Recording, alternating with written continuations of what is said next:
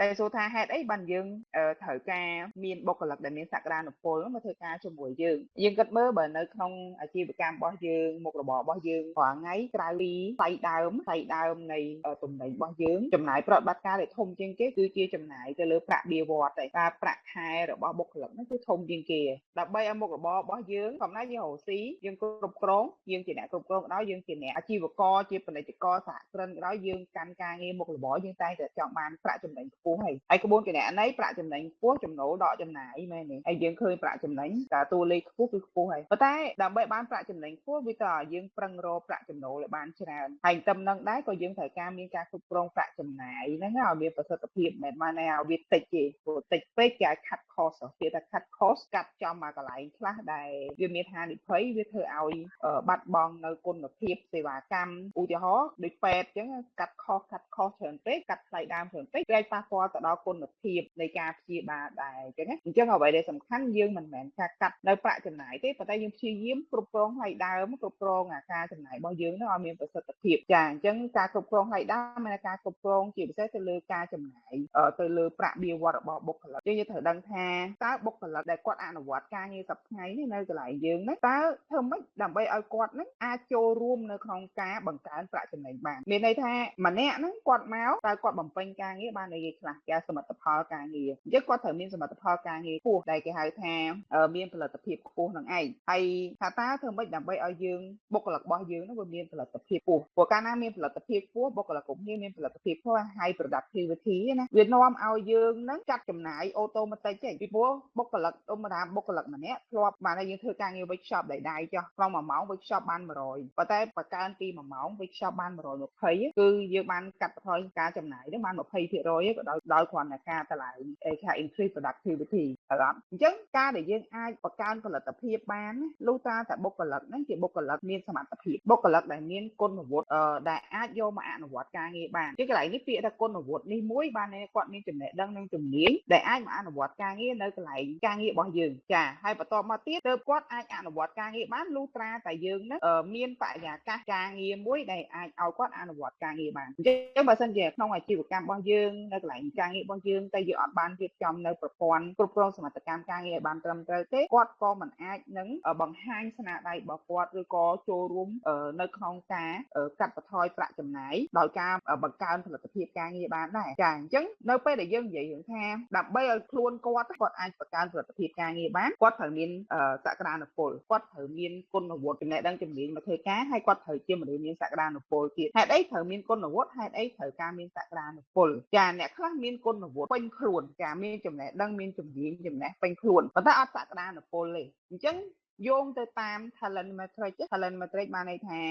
គេបែងចែកក្រុមបុគ្គលិកហ្នឹងជា4ក្រុមធំហើយ4ក្រុមហ្នឹងបើពីអកប្បកិរិយាបុគ្គលិកក៏មាន4ក្រុមតែ talent matrix ហ្នឹងគេបែងចែកបុគ្គលិកដែលមានសក្តានុពលហ្នឹងក៏4ក្រុមដែរយើងចាំងាយ4ក្រុមហ្នឹងយើងមានអ្នកអត់ចេះអត់ចង់ចាហ្នឹងមួយក្រុមហើយយើងក៏មានអ្នកដែលចេះតែអត់ចង់ចេះអត់ចង់បានគាត់ចេះពេញខ្លួនតែក៏អត់ចង់ហើយអ្នកដែលចេះអត់ចង់ហ្នឹងហើយបានអ្នកចេះតែអត់សក្តានុពលគាត់អាចអភិវឌ្ឍទៅមុខបានទៀតទេ cannot grow ណាចឹងនៅពេលដែលមនុស្សដែលអត់អាច grow ទៅមុខទៀតគឺអត់មានសក្តានុពលហើយគាត់ក៏មិនអាចជាអ្នកដែលអាចបង្កើនផលិតភាពការងារនិងចូលរួមនៅក្នុងការកាត់បន្ថយចំណាយនៅក្នុងអាជីវកម្មយើងបានដែរចឹងណាចាហើយយើងមានក្រុមទី3នេះគឺអ្នកអត់ចេះតែចង់អញ្ចឹងគុណវុឌ្ឍិរបស់គាត់ហ្នឹងមានកម្រិតប៉ុន្តែចង់ស្អីក៏ចង់ធ្វើដែរចាហ្នឹងក៏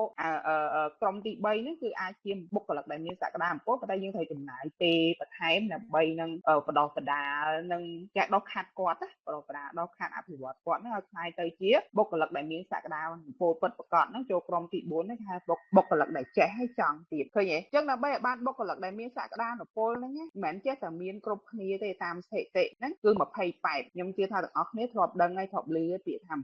28 rule ហ្នឹងក្នុងក្រុមហ៊ុនមួយយ៉ាងច្រើនណាស់មានតែ20%ដែលជាបុគ្គលិកដែលមានសក្តានុពលហើយបើយើងសិក្សាស៊ីជម្រៅបន្ថែមហ្មងមិនដល់20%ផងដែលឆ្នើមខ្លាំងហ្មង15%ទេ ទេចឹងណាតែយើងសួរថា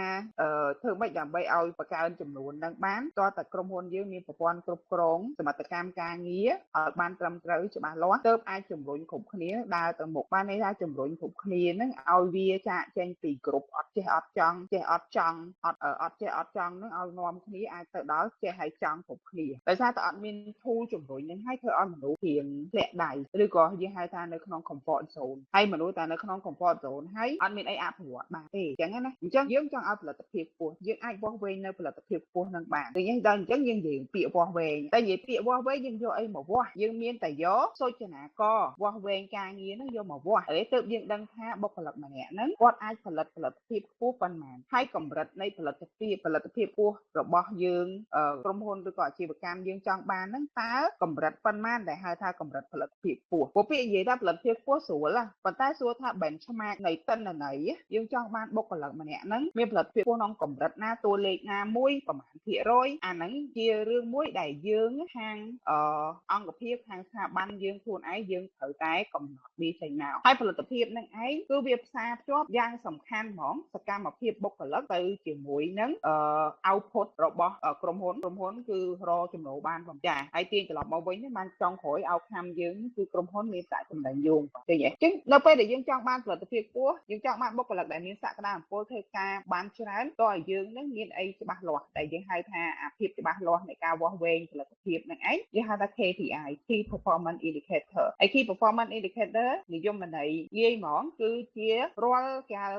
អ្វីទាំងអស់ដែលអាចវាស់វែងបានហើយវាឆ្លុះបញ្ចាំងទៅនឹងសមិទ្ធផលការងារហ្នឹងគេហៅ KPI ហើយ KPI ហ្នឹងយើងប្រើប្រាស់សម្រាប់វាស់វែងនៅប្រសិទ្ធភាពនៅក្នុងការអនុវត្តផែនការសកម្មភាពឬក៏យុទ្ធសាស្ត្រផែនការយុទ្ធសាស្ត្ររបស់អាជីវកម្មយើងឃើញទេបើមិនមានផែនការយុទ្ធសាស្ត្រប៉ុន្តែយើងអត់មាន KPI សម្រាប់វាស់វែងយើងអត់ដឹងថាផែនការយុទ្ធសាស្ត្រយើងអនុវត្តបានប៉ុន្មានទេមូលហេតុអីព្រោះផែនការយុទ្ធសាស្ត្របានទៅ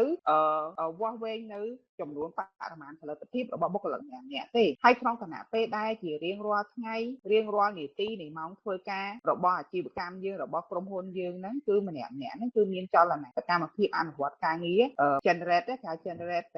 productivity ឬក៏ generate output ហ្នឹងគឺជាប្រចាំប៉ុន្តែយកអីមកវាស់វែងហើយបើយើងអត់បានវាស់ទេយើងក៏មិនដឹងថាអ្នកណាបុគ្គលិកម្នាក់ណាដែលគាត់ generate បាន output ហ្នឹងបានច្រើនជាងគេដែរចាអញ្ចឹងជារួមទាញត្រឡប់មកវិញដើម្បីយើងបានបុគ្គលិកដែលមានសក្តានុពលយើងកំណត់ថាបុគ្គលិកមានសក្តានុពលអាចធ្វើការជាមួយយើងបានឬក៏យើងតាក់ទាញគេបានលុះត្រាតែយើងហ្នឹងមាន KPI ច្បាស់លាស់ហើយ KPI វាប្រើចេញពីណាទៅវាប្រើចេញពីចំណុចជំហានទី1របស់អាជីវកម្មយើងដែលអាជីវកម្មរបស់យើងខ្លួនឯងហ្នឹងគឺត្រូវតែមាន KPI សម្រាប់អាជីវកម្មយើងខ្លួនឯងហ្មងព្រោះមានអាជីវកម្មឬក៏ក្រុមហ៊ុនមួយចំនួនបើក្រុមហ៊ុនធំអត់អីគេមាន KPI ប្រចាំឆ្នាំរបស់ក្រុមហ៊ុនមកគេ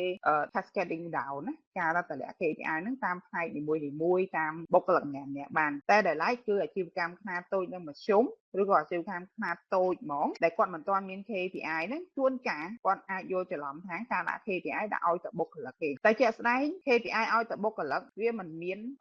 ប្រយោជន៍ជារួមទេទៅកាន់អាជីវកម្មរបស់គាត់ព្រោះដោយសារអីគឺគាត់អត់បានបញ្ស៊ីនៅ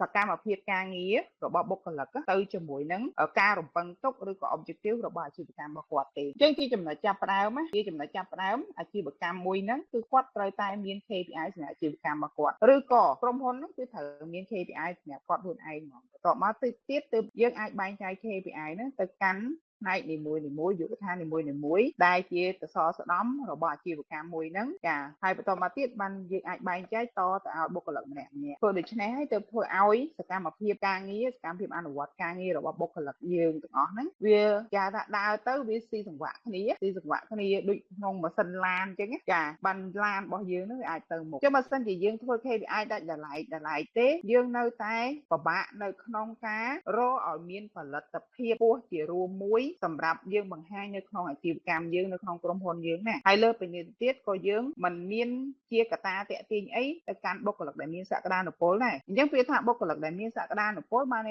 គេទាំងចេះគេទាំងចង់ប៉ុន្តែគេចេះនិងចង់តើគេមើលយើងដែរថាតើអាជីវកម្មរបស់យើងវាមានអីគេដែលអាចឲ្យតាក់ទាញឲ្យគេអ្នកចេះហើយអ្នកចង់ហ្នឹងគេមកធ្វើការសហការជាមួយយើងនៅក្នុងធីមជាមួយគ្នាហ្នឹងអនុវត្តការងារទៅមុខទៀតព្រោះកាលណាកន្លែងមួយតែកាលណាអត់មាន KPI ទេការងារវាប្រទាំងប្រទិសឬក៏អាចប្រចាំគ្នា អាចបន្ទោគ្នាអាចធ្វើឲ្យ teamwork នឹងមួយមើលប៉ុណ្ណាគ្នាហើយអ្វីដែលពិបាកហ្នឹងគឺពិបាកនៅក្នុងការនិយាយក្នុងការផ្លាស់ប្ដូរបែបម៉េចធម្មតានៅក្នុងការអនុវត្តការងារឬក៏នៅក្នុងអាជីវកម្មវាតែងតែមានភាពបត់បែនទៅតាមស្ថានភាពហើយនឹងចំណុចខ្លាំងរបស់អាជីវកម្មមួយនៅក្នុងទីផ្សារចឹងនៅពេលដែលយើងអត់មាន KPI វាអត់មានចំណុចកណ្ដាលមួយសម្រាប់យើងធ្វើការ negotiate ទេយើងចរចាទេចឹងពេលដែលយើងលើកឡើងនៅមតិអីថ្មីមួយវាអាចនឹងឈានចូលមកជំហានទៀតគឺម្នាក់យកឈ្នះយើងខ្លួនអត់បានមើលអត្ថប្រយោជន៍រួមហើយអ្វីដែលជាឥទ្ធិពលរបស់ KPI ពេលដែលយើងមាន KPI ពេលដែលយើងលើកឡើងនៅ initiative អីមួយដែលថ្មីយើងយក KPI រួមមួយយកមកមើលហើយយើងមិនស៊ី initiative ផ្សេងគ្នាហ្នឹងចូលទៅក្នុង KPI វាធ្វើឲ្យយើងហ្នឹងងាយស្រួលនៅក្នុងការចរចា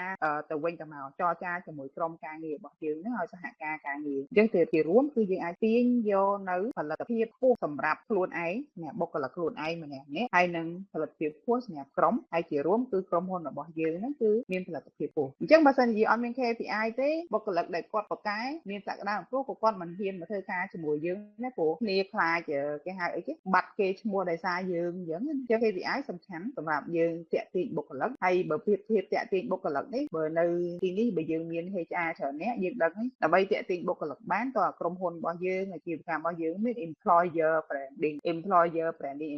គឺនយោជកបាទ branding របស់នយោជកហ្នឹងគឺជានយោជកហ្នឹងគឺមាន branding ល្អជាកន្លែងទំនុកទុកចិត្តការមានច្បាប់ការងារត្រឹមត្រូវឃើញទេផ្ដល់អត្ថប្រយោជន៍ទៅតាមគោលការណ៍ច្បាប់មានបសសមានលក្ខខណ្ឌការងារត្រឹមត្រូវតាមច្បាប់ការងារហើយមានការអនុវត្តនៅប្រព័ន្ធគ្រប់គ្រងធនធានមនុស្សច្បាស់លាស់មាន KPI សម្រាប់គ្រប់គ្រងដល់ការអនុវត្តការងារនិងអាចកំណត់នៅចំនួនបរិមាណផលិតភាពខ្ពស់របស់បុគ្គលិកម្នាក់ហ្នឹងគឺជា employer branding មួយឃើញទេនៅពេលដែលក្រុមហ៊ុនអាជីវកម្មមាន employer branding អត់ពិបាកនៅក្នុងការជ្រើសរើសបុគ្គលិកទេអញ្ចឹង employer branding នេះមួយវាឲ្យប្រយោជន៍មកអាជីវកម្មរបស់យើងហ្នឹងជាមួយតាក់ទាញនៅបុគ្គលិកសក្តានុពលបានល្អចាហើយតាក់ទាញបានបុគ្គលិកមានសក្តានុពលទាំងអស់គ្នាដឹងថាប្រាក់ចំណាយហ្នឹងវាចុះឯងតាមប្រតិបត្តិការងារណាទី2គឺយើង engage បុគ្គលិកដែលធ្វើការនៅកន្លែងយើងស្រាប់ហ្នឹង engage បានន័យថារួបរวมឬក៏បុគ្គលិកទាំងអស់គឺចូលរួមនៅក្នុងសកម្មភាពការងាររួមរបស់ក្រុមហ៊ុនហើយចុងក្រោយហ្នឹងបាន retain good talent ឃើញទេយើងជារួមអានោះវាជាដូចខ្សែច្រវាក់មួយអញ្ចឹងដូចច្រវាក់មួយអញ្ចឹងវាផ្សារភ្ជាប់គ្នាអញ្ចឹងយើងសួរថាធ្វើម៉េចឲ្យមុខរបរយើងរីកចម្រើនរឹងមាំតើតើយើងមានធនធានមានធនធានអីគេខ្លះមានធនធានថវិកាមានធនធានមនុស្សឃើញទេធនធានថវិកាពេលដែលយើងខ្វះយើងអាចទៅខ្ចីគេបានយើងអាចទៅខ្ចីធនាគារបានឬក៏យើងអាចធ្វើអីគេលក់ share លក់អីលក់ភាគហ៊ុនលក់អីបានតែនៅពេលដែលយើងខ្វះធនធានមនុស្សនេះមួយមិនដឹងបានណាគេឲ្យយើងខ្ចីទេអញ្ចឹងហើយពេលដែលយើងខ្វះធនធានមនុស្សវាស៊ីពេលយូរដើម្បីយើងកសាងនៅធនធានមនុស្សឲ្យរឹងមាំមកជួយការយើង mechanism មួយដែលយើងប្រើប្រាស់នៅក្នុងការ set KPI ហ្នឹងទាំងអស់គ្នាត្រូវចាំថាចេះពេលដែលយើងដាក់ KPI ត្រូវតែអាចវាស់វែងបានត្រូវចាំតែមួយម៉ាត់ហ្នឹង KPI must be measurable បានន័យថាត្រូវវាស់វែងបានសំណួរសួរថាធ្វើមិនវាស់វែងបានអ្នកដែលធ្លាប់រៀនវគ្គ KPI setting strategy ជាមួយខ្ញុំគាត់ដឹងថាពេលដែលយើងដាក់ KPI យើងត្រូវការមាន limit សញ្ញា KPI ឃើញទេការឲ្យ KPI must be smart ត្រូវតែឆ្លាត smart SMART ហើយមួយទៀតគឺ KPI ហ្នឹងគឺយើងត្រូវតែជា KPI ដែលយើងដកស្រង់ចេញមកពី company objective ហ្នឹងក្នុងរយៈពេលខ្លីបានន័យ short term objective គឺរយៈពេល1ឆ្នាំហើយ objective នេះគឺអាឡើងចេញមកពី business strategy maybe 5 year strategy plan ឃើញទេអញ្ចឹងពេលដែលយើងធ្វើ KPI ត្រូវតែវាស់វែងបានហើយដោយឡែក KPI ហ្នឹងគឺត្រូវតែជា KPI ដែលយើងទាញចេញមកពី business objective អញ្ចឹងនៅពេលដែល business objective របស់យើងហ្នឹងមានការផ្លាស់ប្ដូរ KPI គឺត្រូវតែ update ត្រូវតែធ្វើបច្ចុប្បន្នភាពទៅតាម business objective ដូចគ្នាអត់អាច KPI ឆ្នាំណាក៏ដូចគ្នាចាអត់អាច KPI ហ្នឹងពីម្នាក់ទៅម្នាក់ដូចគ្នាទាំងអស់អត់អាចដូចគ្នាទេវាខុសគ្នាទៅតាមតួនាទីនីមួយៗមានសំណួរសួរថា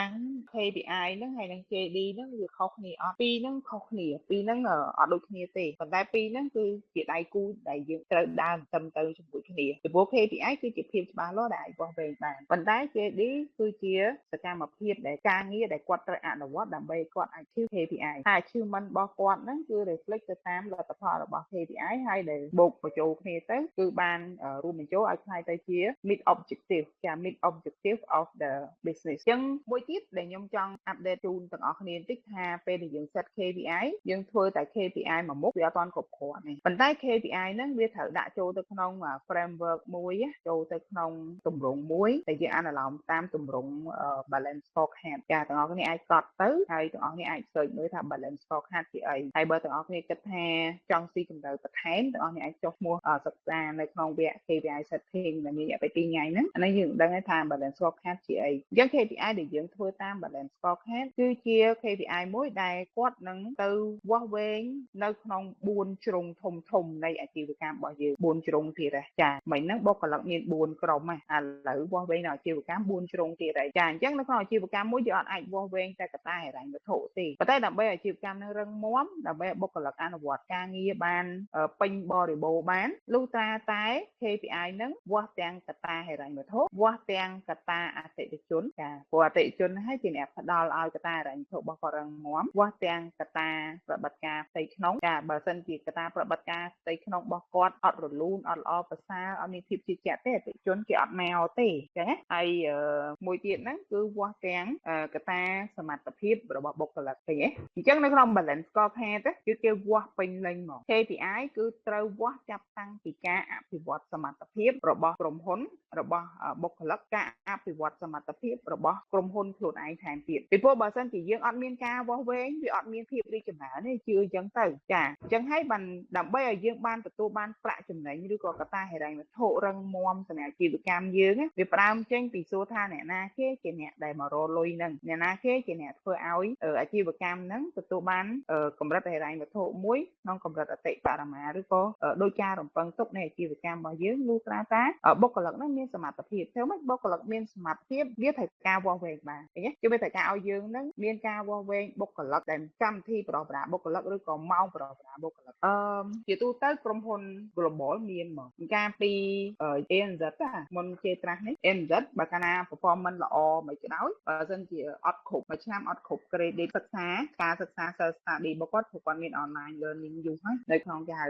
internal source របស់គាត់ហ្នឹងកាលណាអត់គ្រប់ credit ហ្នឹងទេ performance appraisal ហ្នឹងគឺអត់ pass ហ្មងចង់យើង sell outstanding ប៉ុន្មានក៏ដោយអញ្ចឹងខ្ញុំជួបជាមួយនឹងបងអគ្គនាយករបស់ Manulife គាត់បាននិយាយចឹងដែរគាត់ថា Manulife មួយឆ្នាំគឺត្រូវការមាន20ម៉ោងសម្រាប់រៀនហ្មងហើយបើអត់បានរៀននៅហ្នឹងទេអត់បានបំពេញនៅការសិក្សាប្រប្រាហ្នឹងទេគឺនិយាយសួរស្ដាប់គឺធ្លាក់ KPI ហ្នឹងឯងឃើញទេពីព្រោះនៅពេលដែលយើងបានសិក្សា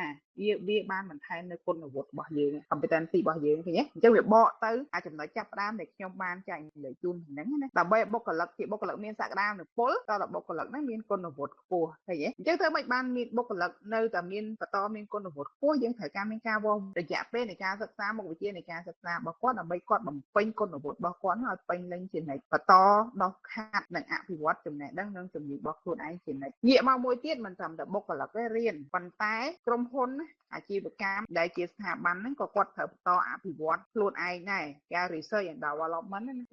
អាជីវកម្មមួយចំនួនពេលដែលបានចំណេញភ្លេចខ្លួនតែសបាយទៅដកប្រាក់ចំណេញបាត់ទៅភ្លេចដាក់ប្រាក់ចំណេញនៅក្នុងការបន្ថែមនៅបច្ចេកវិទ្យា upgrade នៅ infrastructure នៃអាជីវកម្មរបស់យើងអញ្ចឹងណាចាអញ្ចឹងដល់យូរទៅពេលដែលអាជីវកម្មថ្មីឬក៏ដៃគូប្រកួតប្រជែងមកគេទំនើបជាងយើងទំនើបប្រកម្មទំនើបជាងយើងទៅគេឆក់ម៉ូយើងអស់លីងអញ្ចឹងនៅក្នុង KPI នៃការវាស់វែងការអភិវឌ្ឍសមត្ថភាពនេះមួយគឺវាស់ទៅលើការអភិវឌ្ឍសមត្ថភាពបុគ្គលិកនិងការអភិវឌ្ឍសមត្ថភាពរបស់អាជីវកម្មហើយ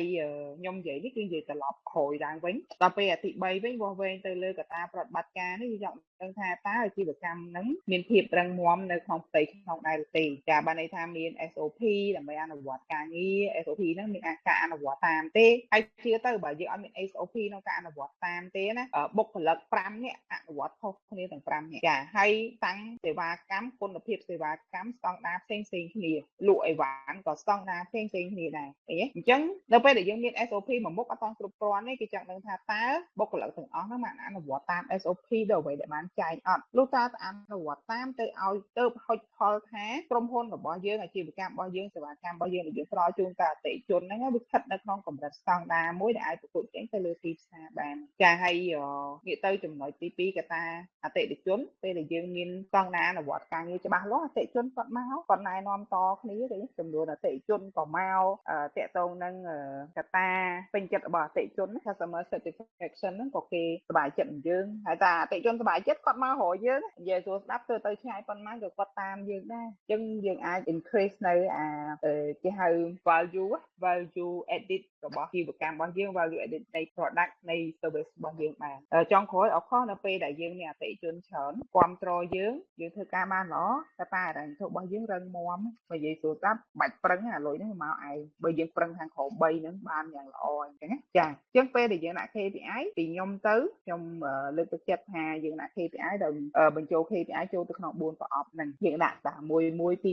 3 3ហ្នឹងក៏បានដែរគ្រាន់តែវាអត់លីងគ្នាអត់សារជាប់គ្នាដូច្នេះទៅជាលទ្ធផលវាអត់រឹងមាំទេចាប៉ុន្តែបើសិនជាក្រុមហ៊ុនតូចឬក៏អាជីវកម្មតូចយើងអាចចាប់ផ្ដើមប្រើបានអញ្ចឹងតែខ្ញុំអត់លើកទឹកចិត្តថាឲ្យបដ ாய்ធ្វើសិនហើយផ្លិចកែដល់អាធ្វើសិនផ្លិចកែវាខ្លាយទៅជាទម្លាប់មួយថ្ងៃក្រោយដល់ពេលដែលយើងចង់ដាក់ implement អីថ្មី